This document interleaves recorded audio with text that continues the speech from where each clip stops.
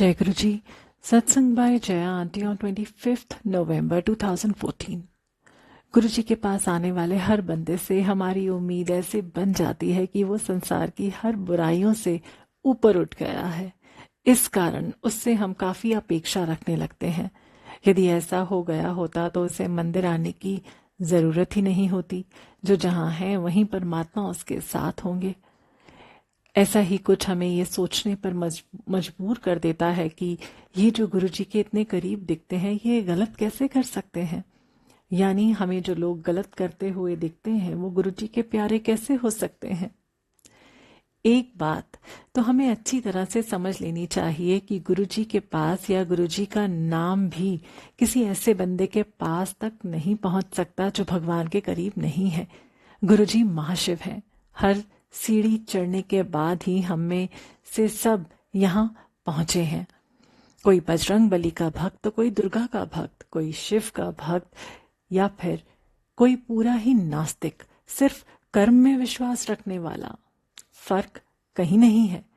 पर ऐसा एक भी बंदा नहीं होगा जो जिस देवता को मानता है वहां पूरा समर्पित है। यदि वो पूरा समर्पित होगा तो उसे यहाँ आने की जरूरत नहीं होगी। वो वहीं परमात्मा उसे मिल गए होते। हम सबकी सोल पवित्र है पर हम अभी भी सांसारिक माया जाल के अधीन हैं। माया भी ऐसी कि गुरु जी के पास जाकर और भी माया की मांग करते हैं। अब जो भी आदमी जिसे सांसारिक नजरिए से गलत कहा जा सकता है वो गुरु जी के पास कैसे है। जवाब सरल है कि हम भ्रम में हैं कि वो गलत है। एक आदमी जो किलर है वो भी अपनी बीवी बच्चे या किसी और से प्यार करता है, यानी प्यार का अंश उसमें है। और जहां प्यार है वहां गुरुजी हैं जिन्हें उसके हर जन्म के कर्म ज्ञात हैं। ये बंदा तो अपना कर्म फल भोग रहा है।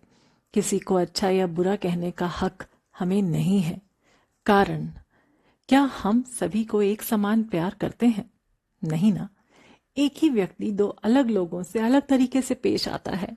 मान लीजिए आप अपनी फैक्ट्री में किसी पर गुस्सा निकाल रहे हो, तभी आपकी गर्लफ्रेंड या बॉयफ्रेंड का फोन आता है और आप उससे बहुत ही प्यार से बात करते हो। आप तो वही हो, पर जिसे आपने गाली दी उसके लिए आप बुरे दिखे। गलती नहीं होने के बाद भी जब कोई सेवादार किसी से गलत कर रहा है तो समझ जाओ वो सबक उसके लिए नहीं है, हमारे लिए है। जब सेवादार सबसे ही गलत कर रहा है तो समझ लो कि उसको अभी सबक मिलना बाकी है। हमसे कोई प्यार या नफरत इस कारण नहीं करता है कि हम अच्छे या बुरे हैं। ये सब पिछले कर्मों का ही प्रभाव होता है जिसे हम मनुष्य अपने ऑरा में लेकर ही जन्म लेते हैं। मतलब कि अपने पिछले जन्मों में उसका ऐसा कुछ बिगाड़ा है कि वो आपसे ऐसा बिहेव करेगा। जरूरी नहीं कि वो औरों के लिए भी ऐसा ही हो। यहाँ आपको थैंकफुल होना होगा कि आपके कुछ कर्म कट गए। गुरुजी का कोई भी सेवादार, चाहे वो फेसबुक पर हो या मंदिर या कहीं और, वो अपनी मर्जी से कुछ भी नहीं कर सकता है। गुरुजी बहुत ही कड़े मास्टर हैं। जब भी देखो कोई बिना वजह आपसे उलझ रहा है, प्रैक्टिकली वही करो जो उस वक्त सबसे सही लगता हो, पर मन में खटास मत लेकर आओ कि ये गलत हुआ है। गुरुजी ने जब हमारी मुक्ति के लिए ही हमें अपने पास रखा है तो हर पल होने वाली घटना पर उनकी नजर है। एक भी तिनका आपको छू नहीं सकता बिना वजह। ये जो बड़े बड़े लोग हमें दिखते हैं वो उनके पुराने अच्छे कर्मों के कारण है। अब इस जन्म में सही काम करने का मौका दिया है गुरुजी ने। नहीं कर पा रहे हैं तो समझ लीजिए अभी वो जन्म मरण के चक्र में ही रहेंगे। मैंने पढ़ा है कि भगवान कभी भी प्रकृति के नियम को नहीं छेड़ते हैं। सृष्टि चलाने के सारे अधिकार प्रकृति के पास हैं। मैंने गुरुजी को हजारों लोगों को जीवन दान देते हुए सुना है। लाखों आत्माओं को रोज मुक्ति मिल रही है। फिर ये कैसे हुआ? ये शिव के गुरु रूप से संभव हुआ है। गुरु रूप में सारे जगत का कल्याण करने हेतु ये हम सबको जीवन दान देते हैं। जन्म की जटिलता को इन्होंने इस कारण दोहराने से हमें रोक लिया क्योंकि हमारी सोल इनकी भक्ति का समय बड़े होने में नहीं गंवाना चाहती और हमारे सारे कर्म कटवाते हुए ये हमें मुक्ति तक पहुंचा सके। नहीं तो इस कलयुग में तो हम इतने पाप में पड़े हुए हैं कि कोई सोल आजाद हो ही नहीं पाएगी। फिर इस दुनिया में पाप पुण्य को हमने डिफाइन किया है। भगवान के नियम कानून इस दायरे से परिभाषित नहीं है। संत कहते गए कि मन यदि निर्मल है तो तुम जो भी कर रहे हो उसमें सृष्टि का भला ही निहित है।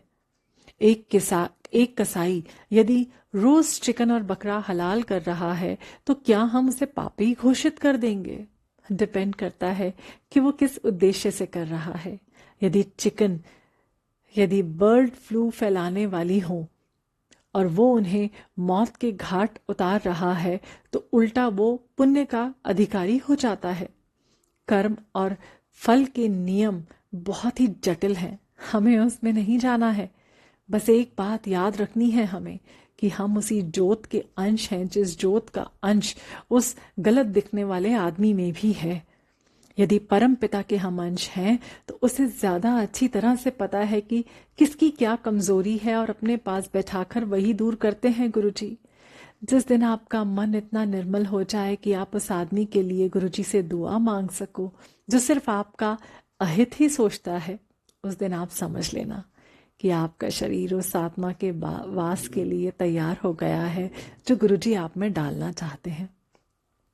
सब गोविंद है, बस इस बात को समझना शुरू कर दें तो आगे तो गुरुजी हमारा हाथ पकड़े हुए ही हैं।